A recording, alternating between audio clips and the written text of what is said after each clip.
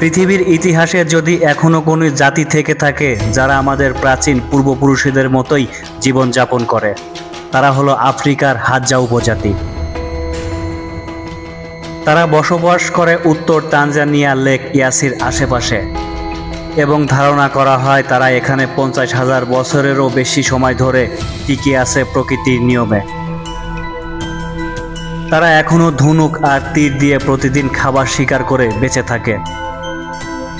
তাদের জীবনে নেই কোনো শহরের আলো, নেই প্রযুক্তি, নেই বিদ্যুৎ, আছে শুধু বনের গভীরতা, এক অনিশ্চিত জীবন। প্রতিটি ঝোপের আড়ালে লুকিয়ে থাকে বিপদ, তবুও তারা নির্ভয়ে বেরিয়ে পড়ে শিকার করতে। তারা শিকার করে বাবন, খরগোশ, হরিণ, এমনকি পাখি পর্যন্ত শিকার করে খায়। তাদের জীবন প্রকৃতির সঙ্গেই একেবারে মিশে গেছে।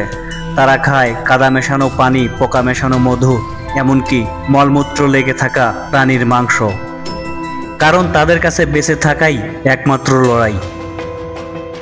তারা সাধারণত ছোট ছোট দলে বিভক্ত হয়ে শিকার করে। প্রত্যেক দলের পুরুষেরা শিকারে যায় আর নারীরা ফল, শিকড় ও মধু সংগ্রহ করে। তাদের পোশাকে, শরীরের দাগে, এমনকি চোখের গভীরতায় দেখা যায় এক প্রাচীন সভ্যতার চিহ্ন, যা আজকের আধুনিক মানুষ কল্পনাও করতে পারবে না। হাদজা উপজাতি শুধু আফ্রিকা নয়, পুরো পৃথিবীর ইতিহাসের এক জীবন্ত রহস্য। তারা প্রমাণ করে যে মানুষ সভ্যতায় গড়ে তুললেই প্রকৃতির নিয়মে বেঁচে থাকাই একমাত্র স্বাধীনতা, যা আজও হারিয়ে যায়নি আদিম জনগোষ্ঠীর ভিতর থেকে। ভিডিওটি ভালো লাগলে অবশ্যই লাইক, শেয়ার এবং সাবস্ক্রাইব করে পাশে থাকা বেল আইকনটি অন করে দিবেন।